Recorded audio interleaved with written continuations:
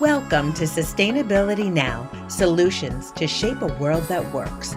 Designed for everyone interested in responsible stewardship of the planet, covering food, energy, housing, water, waste, health, economics, and consciousness.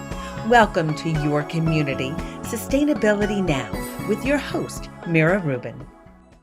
Welcome, everybody, to Sustainability Now, technologies and paradigms to shape a world that works. It's my pleasure to introduce to you today Graham Stewart, founder of Fibre52. Graham is creating a revolution in the fabric industry. Over the past 2 years, he's developed and patented an environmentally kind and cost-conscious process to bleach and dye cotton that results in a stronger fiber. Without chemical degradation, it produces cooler, naturally dry, soft, wrinkle, and stain-resistant clothing that is recyclable, biodegradable, and a natural replacement for plastic. Graham, it is such a pleasure to be with you. Thank you so much for joining us today. Thank you, Mira, and thanks for the kind introduction. It's my pleasure to be on your pod. Oh, well, this is a little bit of a departure for us because we haven't really done much in the fiber and fabric industry, and you've kind of opened up new worlds for me, and I'd like to share that with our viewers and listeners. Could you just tell us a little bit about you and your background, because you have a pretty illustrious background in the fiber and fabric industry and fashion industry? Sure, thank you. I'll try and keep this as brief as possible, but I do sound like I'm 107 years old when I start doing this, but I've been in the industry for 50 years. I started when I left school at 15 years old, almost 16 years old, and became a dyer. We were the largest commission dyers in Europe. We had 10 dye houses, spinning mills, and a beautiful weaving mill, and I was involved with all of them. I also started to study for my degree, which by the time I was 20, I think I was 21, I qualified as a chartered colorist. So that's very heavily involved in dye stuffs, chemistry, all fibers, you name it. And so that's the industry's main award. In those days, it was really hard. So it was hard to study part-time, but it was also a big leg up for me in that these days, this kind of opportunity doesn't really exist because I could work and study at the same time. So everything I was studying, I was managing to do practically as well, which is a huge advantage. So from being a dyer, I joined one of the largest textile companies in Europe. We're the most profitable textile company in the world, I think, in those days, due to cashmere. We had the majority of Mongolia and China's cashmere, vertical. When I say vertical, we made the yarns and everything into knitwear. We had illustrious brands: Pringle, Braemar, George Ballantyne, Barry, all of which I think are still going. That was really what set the company apart. I was head of the fabric divisions. We made fur fabrics, but imitation fur fabrics. The only ones that weren't imitation was where we used sheared wool, which was a big deal in those days. But we had about 70% of the world's market, so it was a big deal. And we also made velvets and fleeces and all sorts of things, and had about 1,500 people. I then went. I was then involved with our head office on an advisory committee, and it was my fault that I really wanted to get the company into the US. We'd always tried to get in the US, but not done well, and so I ended up doing a lot of travel across the Atlantic, where we bought a number of mills, but also brands. We had a beautiful sporting goods brand called Duofold, which was well known in every mom and pop store in the US and still going. And I took that into Europe and Asia. We're tremendously successful with it. And I still have many, many friends today who were involved in that great time, not everything goes right, but Duofol definitely did, no doubt about it. And I still proudly wear my Duofol gear. But that also got me into apparel. I had been involved a little bit in tailoring because I had some interest in that, just because of the fabrics that we made. As we made the most beautiful, prestigious wool fabrics in the world in my town. I should say that, one reason that I am in textiles is that the biggest, if not, I think the largest dye works in the world was at the end of my back garden, with 6,000 people. And that's where what we call reactive dyes were produced and invented. That always gave me a great interest in chemistry and dye stuffs, because also in those days, we're talking about sustainability here. We used to have bets on what color the river would be that day, because, unfortunately, and it was sad. I mean, I was, I couldn't believe what was going on even in those days. And that, that kind of thing was allowed. And of course, we can all say we've come a long way, but there's a long, long way to go. So back to my textile background, I then, from Dawson, I joined the largest wool group in the world. They're based in Australia, but I ran the European operations for them from England, and then moved it out to Italy due to the fact that the textile industry was disappearing a bit in the UK. Went to live in Italy, which was fabulous, and got involved heavily with the industry all over, from making yarns through to fashion in Italy. That was about 3 years, and then I was invited to Australia. Lived in Adelaide, where my kids were born. Very quickly went to China because our biggest market was China. So I only spent a few months in Adelaide and had to go out to China for a year, based in Shanghai, where, there's a big textile industry. And from there, I went to Hong Kong, and our biggest client in the world was in Hong Kong, and they invited me to join them, which was fabulous for me because they're a large consumer product company with the largest knitters in the world, the largest sweater knitters in the world, with the largest woolen spinning company in the world, which I was very much involved in. But, we had a lot of other apparel businesses as well, from jeanswear to other fashions. So that was all engrossing. I was then offered a position as head of the Australian Wool Board, or head of textiles, Australian Wool Innovation, which was really at the time the administrator of the Woolmark company, if you've ever heard of it, very famous around the world. But if you see the little swirl inside your jacket, ladies or men, that's the Woolmark. It's up there with Coca-Cola, as it's very well known around the world. And I had a lot of farmers' proceeds to utilize in research. So we did a lot of research and development into wool textiles, solved a lot of problems at the time and issues that were perceived to exist with wool. Then I joined a very eminent designer called Nino Cerruti. Nino based in had a beautiful mill in northern Italy, in the gorgeous town of Biella, which has a lot of mills and a fabulous history. So for me, that was really something special. Nino was a special person. He and I were not only in business together, but great friends. And I learned an enormous amount from him. And we made handmade suits in Shanghai. And we had about 400 people there. And my job was chairman of that operation, but also involved with Cerruti 1881, which is a fabulous luxury brand operation, which was very famous around China. From there, I'm trying to think where I went next. Well, let me just interrupt. Yeah.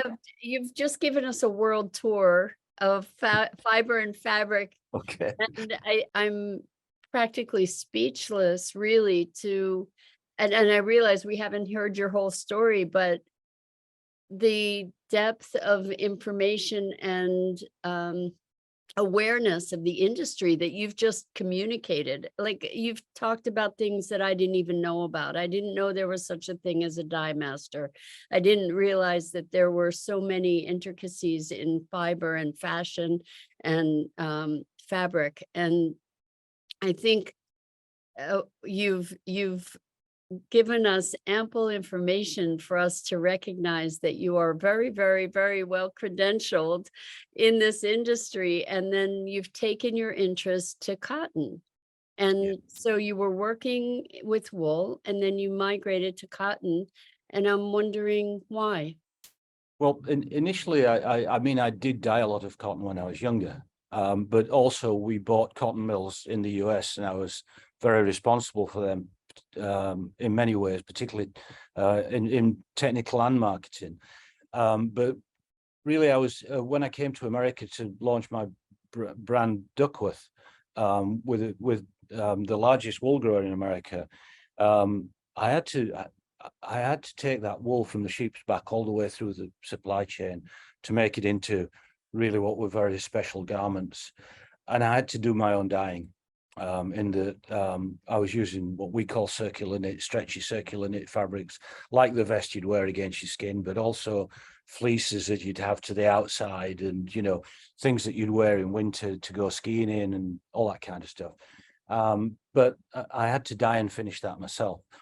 And a couple of the mills I was in was kind of approached me and said, we don't really have a qualified dyers. Will you take a look at our recipes? And I noticed they were doing a lot of cotton in these mills, and they were, that was pretty much their expertise in process. And when I looked at the recipes, I realized just how outdated they were, and just how many things were in these recipes that probably shouldn't be, that meant nothing, but were costing.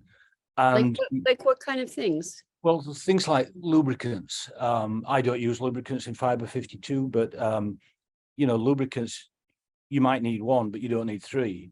And then softeners and things like that. But the worst thing was the heavy alkali, which is in there, which is still 95% of the world's production, which I think will be legislated against pretty soon.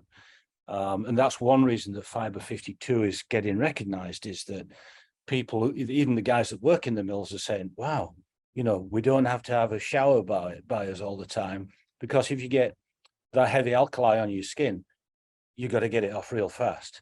And Meantime, is it being dumped and damaging waterways, water tables? What's happening? It gets neutralized in that the alkali has to be hit with acid to make it neutral again. But then you've got all the solids and other things that are in there. It gets complicated. But yeah, to keep it out of the water supplies is pretty important.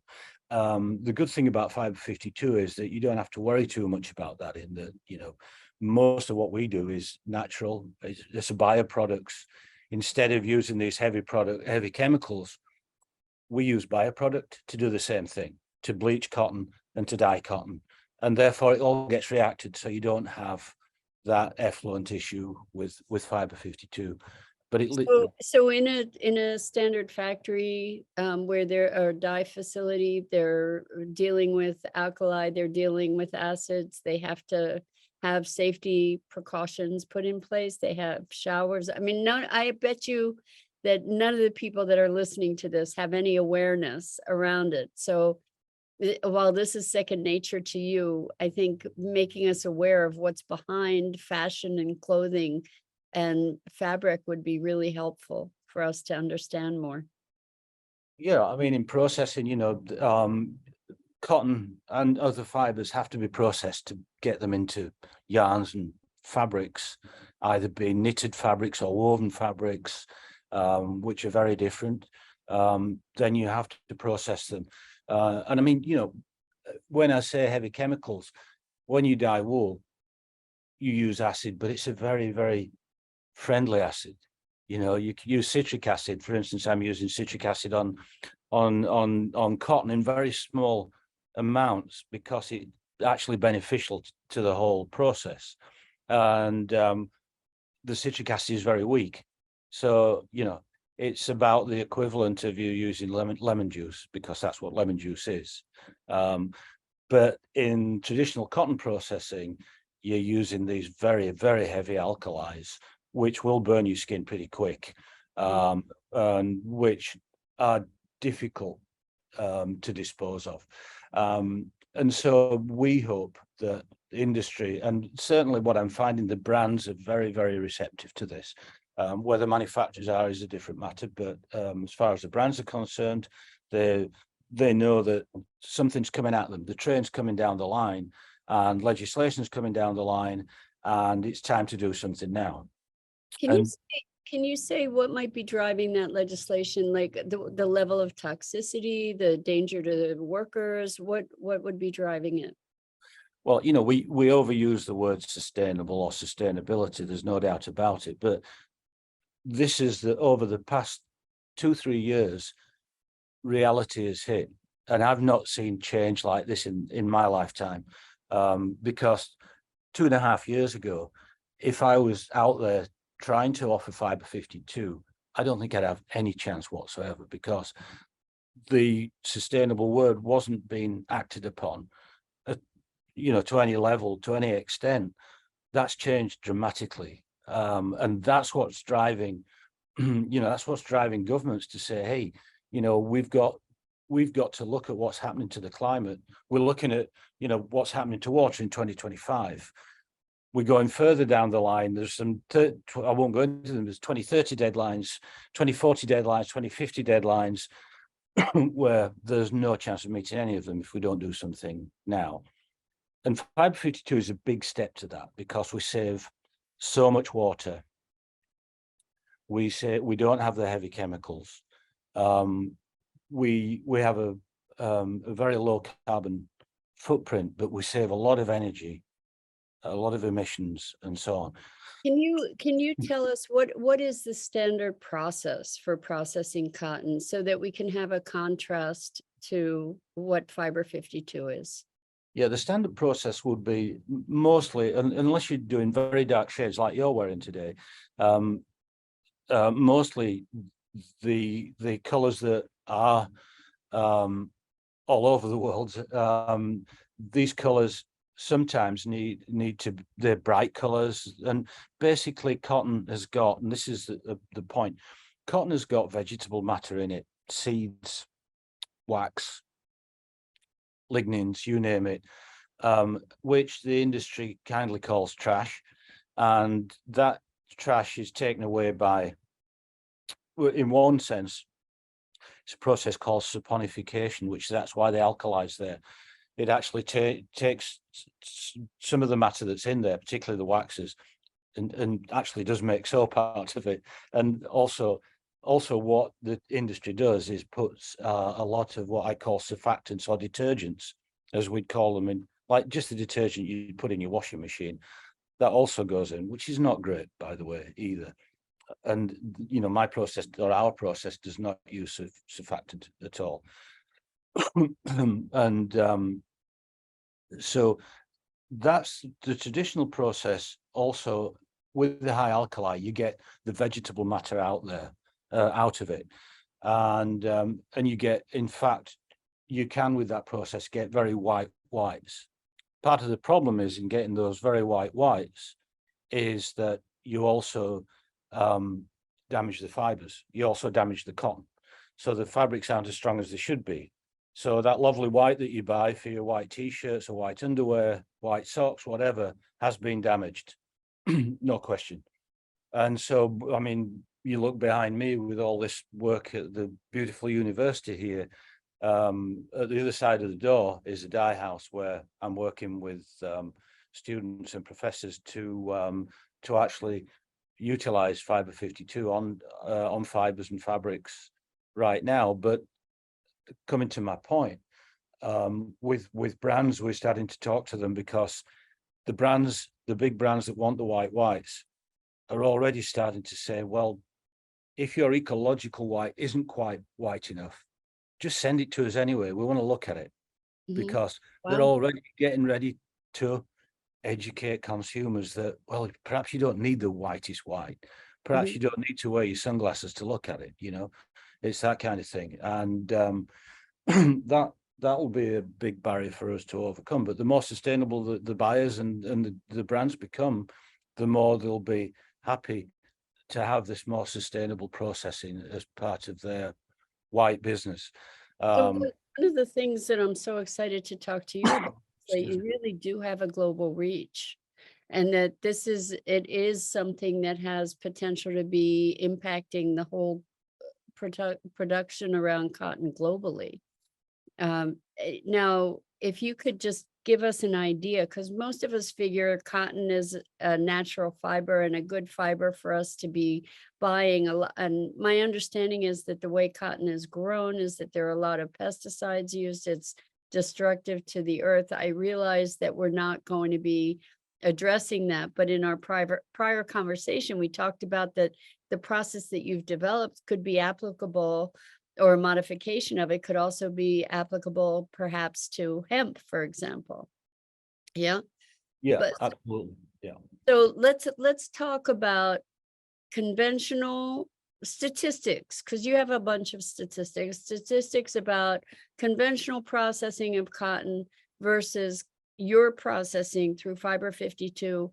And also, what it hadn't really occurred to me, but using all these chemicals on traditional processed cotton, I'm wondering if that impacts our skin also, like if any of that carries through, that might be also another benefit of Fibre52 process. So can you share like a one-to-one comparison for us?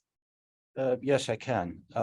One, we've talked about, the whitenesses and so on that exist, which is a big deal in this industry, and why you need to use, well, in my opinion, you don't, but why heavy chemicals are used, let's say. And so if we go around the world, I mean, we're processing all over the world as we speak, and getting a lot of traction. But yeah, to speak to your point, yes, I'm not an expert on how cotton is grown.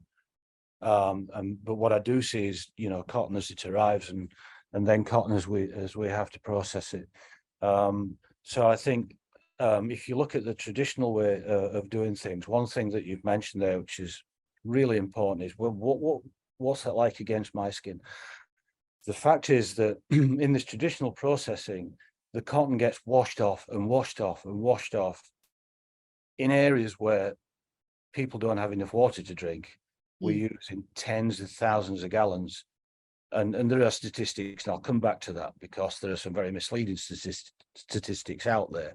And, I'd like to just focus on that a bit, because I think statistics and analysis is important, and it should be truly reflected. But that's where the waste in water comes, and it's gigantic. There's no doubt about it. By the way, polyester and other petrofibers are not that much different. So one, That's good. That's in a weird way, that's good to hear, because it puts them on an equal footing. At least we could have a natural fiber. that's right. At least cotton is natural. And of course there are downsides, but we're not using petrochemicals. We're not using fossil fuels to make cotton. And so again, coming back to that parallel, is that we don't need to use all that water. And so many parts of the world that do process a lot of cotton really do struggle with water supply. And again, we just try to make sure that we use as little water as possible. But the other thing which is really important to understand is we're doing this in traditional machinery. So it's machinery that exists. We're not asking people around the world to suddenly invest in something new. And there's a lot of that going on, because there's talk about, oh, well, you can dye it with carbon dioxide and do this, that, and the other. Well, yeah, maybe, but, shell out a lot of money for your machinery. What we're into is the here and now, and that What machine looks the same around the world. what kind of ratio, just in terms of numbers, are we looking at for traditional cotton production, water, weight of water or volume of water to volume of end product? Yeah, And the one true statistic that I use, because I come across this every day, is that if you think of 1,000 kilograms of fiber or fabric or yarn, and then think of the water that washes that dyes that, bleaches it, then goes down the drain. When you fill up again, you have to use around 10,000 liters of water to process 1,000 kilograms of fiber or fabric. So if you wash that off 3 times, 4 times, you're just multiplying that enormous amount of water up. So we try to save that best we can. But I listened to a great BBC program just last week, and it's a facts and figures program, and I can't even remember what it's called, but it's really excellent, where they really question the numbers behind everything. And so people write in and say, excuse me, I've just heard it takes 10,000 liters of water to make one pair, I think 1,000 liters of water to make one pair of jeans. And so they looked into that, and there was a lot of truth to it. Depends, again, and that's why I'm saying this, it depends what kind of machinery you're processing it, because there's old machinery which uses more liquor. So it's what's called a liquor ratio in textiles. So, in an older machine, you may have 10 or 15 times the water to the fabric that's in the machine, whereas the brand new machines are mainly like a 4-to-1 liquor ratio machine. So there's a lot less water in there, and there's quite a lot less wastage. So I hope that your process is saving about 50% of the water. Is that? It's certainly in the average liquor ratio, which I'm talking about around the world. What can I say? What on average it saves about 50%. But to prove that, what we're doing is a series of what we call LCAs, life cycle analysis. So one of them is done with our team. We have three PhDs on our staff, and they work very hard on plugging in the numbers. And in fact, we're just about to roll out a calculator on our website, which will answer all your questions, because you can use that calculator to calculate what you're using now versus what you will use when you're using the Fibre52 process. And that's a very important move for us, because all the questions you're asking can be actually answered by that calculator. But the life cycle analysis also gives you a good view as to where you are with versus, say, traditional processing, because that's using inputs from processors all over the globe. And we have one very old and distinguished university in Italy just completing second life cycle analysis, because a lot of people have said to us, well, it's okay you doing that yourselves with your 3 PhDs, but you better do one outside so we can all believe you, which we did. And that's just about to arrive. And then that allows us to get a lot of other qualifications in the industry, right? So we can apply for a lot of, I don't know what to call them really, but a lot of certifications, I think is the right word, where we can be certified as, being organic compliant and, discharging less and all the rest of it. And there are some very remarkable, certification organizations around the world, and we wish to engage with every single one of them if we can. So you developed this over the past 2 years, right? Yeah. And already you have a global presence. And when we spoke before, you said that you're not really having to pound the pavements. Brands are coming to you. Yeah, I mean, we first thought that we would, and Mhm. we did. We went to manufacturers and we went to brands as well.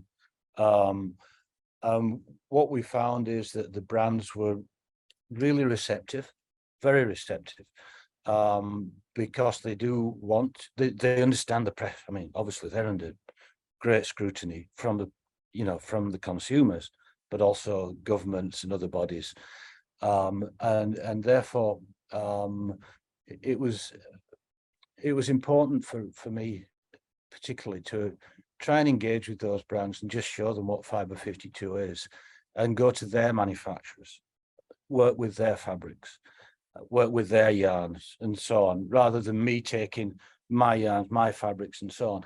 But yes, we actually we've been under wraps for almost all that 2 years because our lawyers wouldn't let us out. They didn't want the intellectual property to go around the world without some legal protection.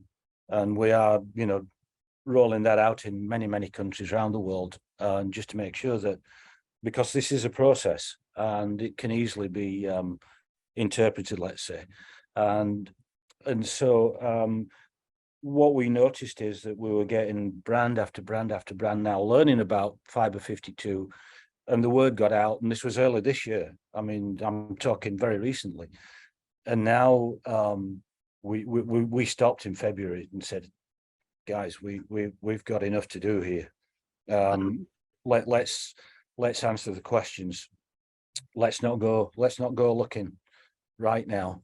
Our doors are not closed, by the way, but what we're doing is just taking as many inquiries as we can and acting upon that, rather than going out and using my time for that purpose. Whereas my time's actually better spent here, where I can move Fibre52 along and also educate other people as to how it works. So it sounds to me you really truly are creating a revolution. And in our prior conversation, we did have a conversation about hemp. And we're a sustainability oriented and regeneration oriented organization. And hemp as a crop and as a potential, well, as a fiber, is, from my understanding, much more sustainable than cotton. And we talked about how the technology that you've developed or the process you've developed could be transferable to hemp. We have the ability maybe to hook you up with potential partners. One of the things that you mentioned is you have your plate very, very full at this time. And there are all kinds of potentials, but you would be able to maybe consider them if there were partners that came forward, like a hemp fiber producer. Is that, for instance, that was willing to work with you in collaboration? Is that something that would there be room for something like that? I'm putting you on the hot seat. I realize that, Graham. No, it's no pressure there, Mira. Yeah, it's the fact is that bandwidth has been important for me, in that, especially as we're dealing right around the world. So you can start very early in the morning with a conversation where you're 12 hours out, and then you're still doing the same conversations later in the day, so certainly my days have grown longer this past few months, which has not allowed me to really, because like you say, I'm so interested in hemp and other bast fibers, which I think there are 8 bast fibers. Canaf also, right? Sorry? Have you heard of Canaf? Canaf, no. Kaenaf. No. And it's very similar to hemp in many ways, not with the CBD component, but in many other ways. And I believe it's a bast fiber. and doesn't have the legal constraints that hemp does. No, I haven't heard of it. Very interesting. I mean, look, somebody recently came to me with pineapple. It's not a Really? it's not a bast fiber, but it is, pineapple casings are just thrown away, and they're fibrous, they can be used. And I think NAF will be in that area because the better known bast fibers are rami, jute, hemp, sisal, they're all things that we've heard of in textiles before. But the reason they're called bast fibers is that they have an outer protective casing, which has to be removed. And invariably there are gums involved in that. And we'd like to look at processing those fibers in a friendly manner. And also in some cases, softening them up, making them more wearable without damaging them. Right. So that's where I'd like to look. One of the big appeals too about your process is that it strengthens the cotton fiber. And, in reading a description to see that it's a replacement for plastic fiber for the strength wise, that was a really interesting. Yeah, and I should explain why that came about. What we're not doing is damaging the fiber. We're not strengthening it per se. We're actually damaging it, right? And so what happened is early on in this, when I was starting working on Fibre52, I actually started to process some Pima-like cottons, which are beautiful, long, staple cottons. And I was getting what we call a burst strength, a Mullen burst strength test, which fires a little, you can put a hole in a fabric by putting it under pressure, basically. And I was finding that I was getting bursting strength as high as man-made fibers. Wow. Only because we're not damaging the cotton. Now, the other end of the scale is that there are a lot of cottons that are used in what, for instance, one spinning method we call open-end spinning uses very short cottons. Anyone, in mass textiles, in mass cotton textiles, quite often are using very short cottons because they're cheaper. And those cottons we can help a lot, because even if you get a few pounds per square inch, as we call it, stronger cotton, that's quite a lot percentage wise. And also where we see a big opportunity is that with Fibre52 leaving the cotton less damaged, it's also probably, and I don't know for sure, probably more recyclable as well. So that's another area I just haven't had the bandwidth, but we'll get there. It's on it's on the table, and we will get to that as soon as we possibly can. So is the Fibre52 process applicable to non-plant-based fibers? Is it applicable for wool, for instance, and is it applicable for petrochemical-based fibers? Mira, yeah, good questions. I'll try and answer that as succinctly as I can. Let's put it that way. Sticking with cellulose fibers, it's applicable to all cellulose fibers. There's a lot of work to be done, but I concentrated on cotton to begin with. But of course, we often see in the stores, and a big fiber is what we call secondary cellulose.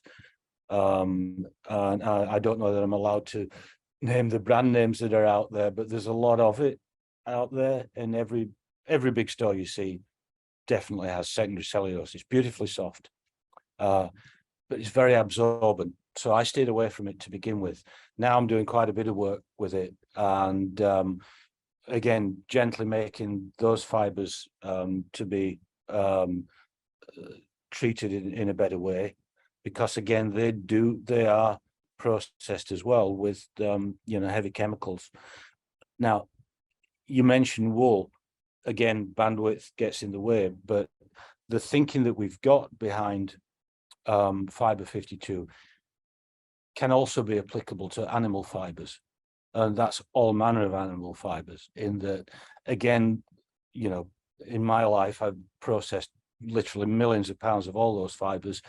And what I see is a way to use these bioproducts to help the processing of those fabulous natural fibers, which are not being, that's just not happening right now. So again, when we get a bit further down the line, and that won't be too long, I'm already talking to some guys in Italy about that, where we're looking at wool, we're looking at cashmere, we're looking at yak hair, for instance, and all sorts of things where this might be really applicable and helping the processes, because at the end of the day, the people who are, you know, making the garments, and in many cases really beautiful, expensive garments, they really don't want to have an unsustainable fiber in their hands making those garments. So I think we can help.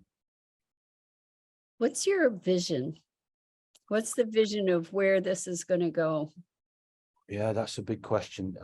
I think what I'd like to see is that this, instead of being, you know, a few percentage points in how cotton and other fibers are processed around the world, in every fiber that we've mentioned, I just hope that Fibre52 can be at least 50–60% of that, in which case we will be saving a lot for people and the earth and the planet.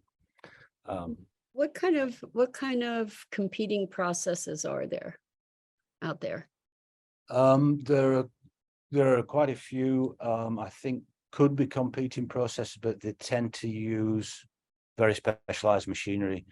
They tend to be in like in jeanswear, in that kind of area. I mean, one big area where we haven't really got involved is in jeanswear. In that kind of area, there's a lot of what we call continuous processing, where you process in low temperatures, but you leave the fabric in its state for like 16 hours. And then you can start to finish off the process. That in itself is more sustainable, but it doesn't actually compete head on. But it's something that, again, we're looking at. We're being asked to look at. We're being asked to participate in that. So we've all heard a lot more about fast fashion, at least the term fast fashion. Can you tell us how much of fast fashion is actually the production of the fabric and the processing end versus the construction end? There are a lot of labor concerns around fast fashion. I'm aware of that, and also sustainability concerns. And I'm wondering if you, with your education background, can illuminate some of that for us, because I don't think we really know. Yeah, I don't think I can contribute on the garment making, you know, Right. because that I'm not involved in that today, and Okay. haven't been for quite a while. As far as making the fabrics are concerned, yeah, I mean, you know, around the world, fabric and garment manufacture has increased dramatically over the last 2 decades because we all want more. We're being offered more, we want more, we're consuming more. And so there is a big movement, you know, that I see where people are talking about using less or consuming less. And I'm sure that will happen. Where I see the pressure is where there is big price pressure. And again, that we're definitely in the price pressure end of the business as well, because that, you know, that's where cotton exists also, particularly in the lower quality cottons. So I see there's a lot of pressure there. One, to scale back a little bit on production, where the consumer's thinking, yeah, maybe I shouldn't be buying that. And also the consumers asking, where did it come from? You know, pretty much the question you're asking, what's the supply chain to this? And there's so little out there, and you know, more and more brands are doing their very best to tell us where things are coming from. And in fact, one initiative that's not just ours, there are initiatives around the world to actually mark fibers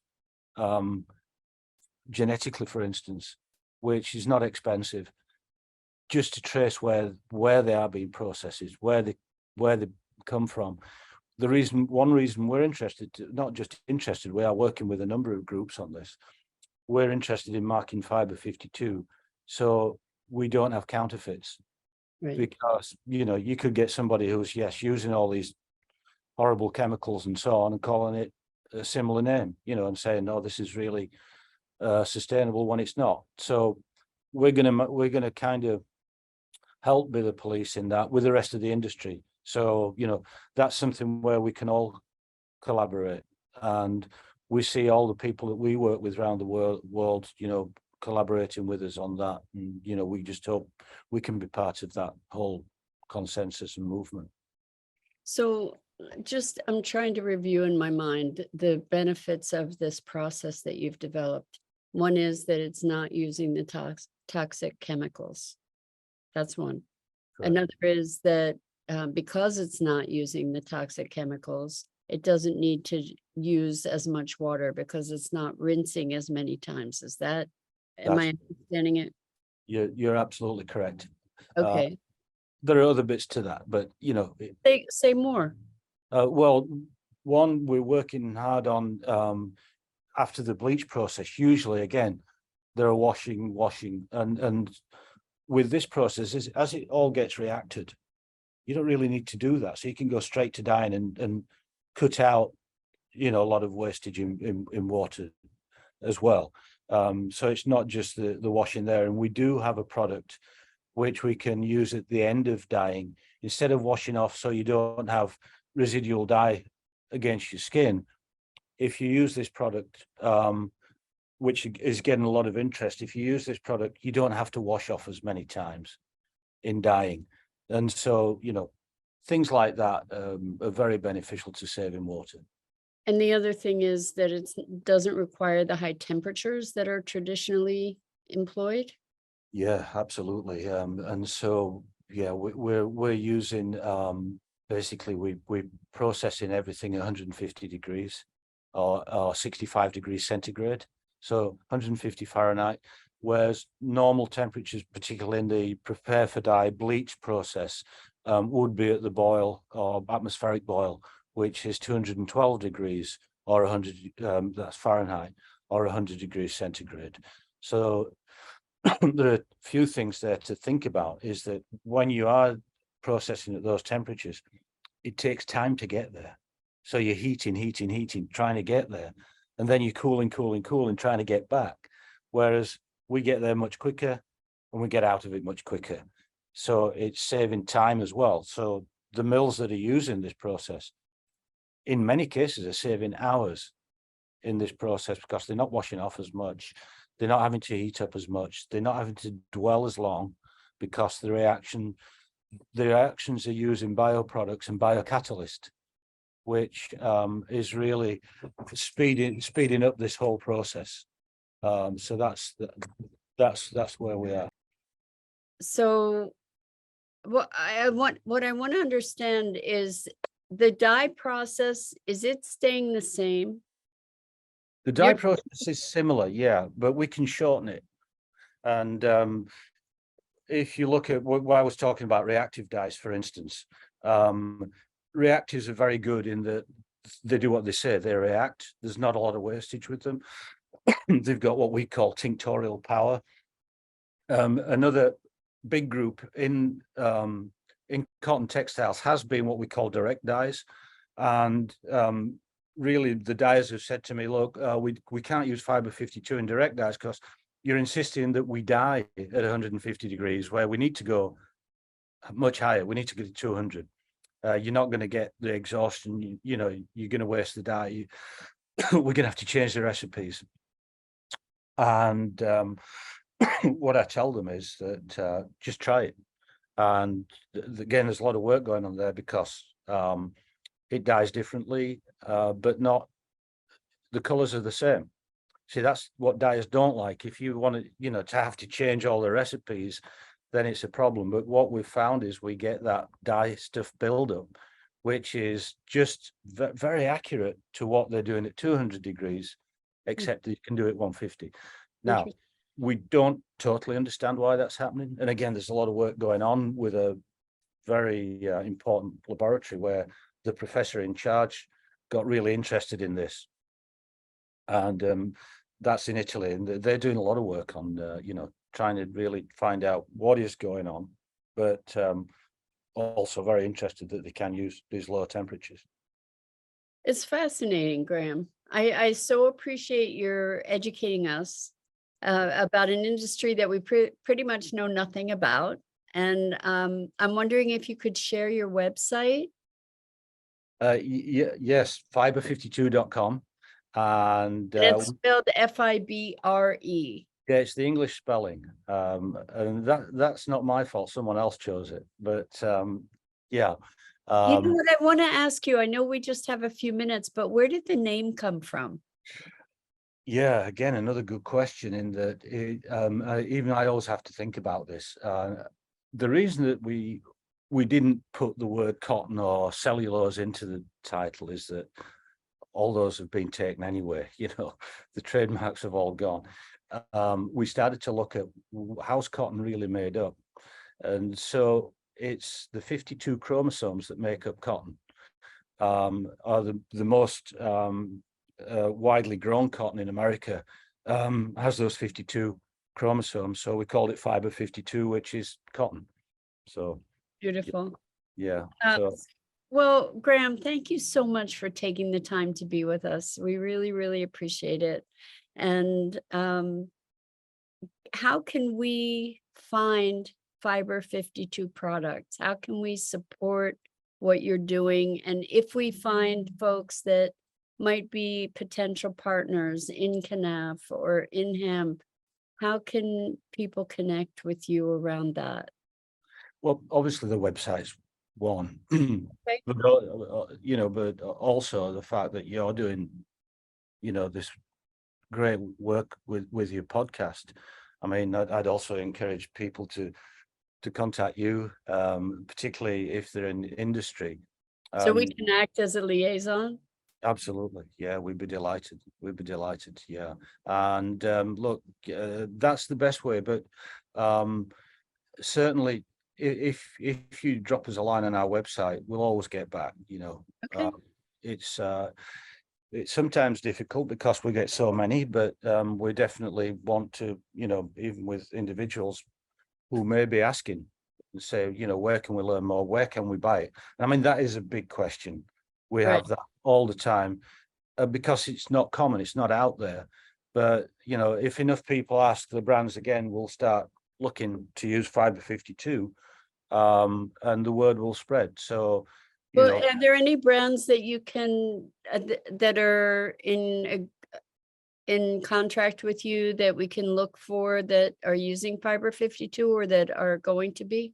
Well, you can look at many brands around the world. The ones that you all know. The problem for me is we're not allowed to say that because of our Gotcha. learned friends and all sorts of other legalities. Okay. But the big guys, the biggest are working with us. So you definitely will hear of Fibre 52, but It's heartening. It's heartening. And congratulations and thank you for what you're doing. It's appreciated. And thank you for the education you've provided us today.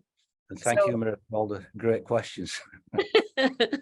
Well, that's it for today. I just want to say thank you to all of you who are listening and who helped to spread the word. And I also want to say thank you to my partner in crime at Sustainability Now, and who also produces these videos. And until next time, live your best life, love the world around you, and together we can save the world.